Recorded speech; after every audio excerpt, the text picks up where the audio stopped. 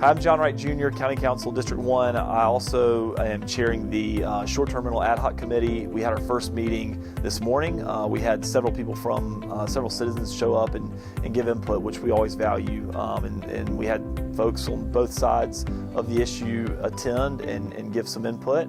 And this was the first step in what I expect will be a pretty lengthy process. You know, we want to make sure that we understand and hear from everybody and what's important to them on both sides of the issue, and hopefully arrive at something that, you know, Anderson County as a whole can feel good about.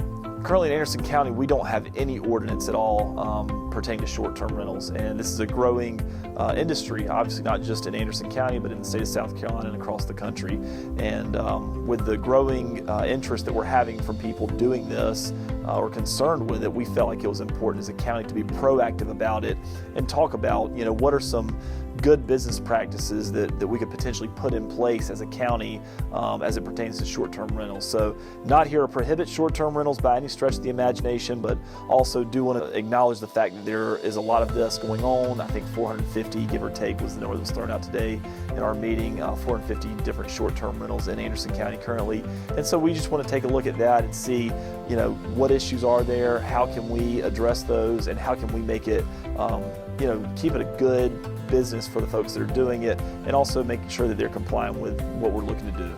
The tricky thing about short-term rentals is that it can be incorporated into restrictive covenants and restrictions for neighborhoods. A lot of our neighborhoods in Anderson County are older, and when they were built and developed, short-term rentals had not been thought of. And so there's been discussion about, you know, incorporating this into whether that be a homeowners association or covenants and restrictions going forward. But then we also have a lot of folks that live in unzoned areas, you know, where they're not subject to some of the different ordinances that we have as a county, but that, you know, from an HOA standpoint, they can pass rules within their own subdivision that would restrict against this.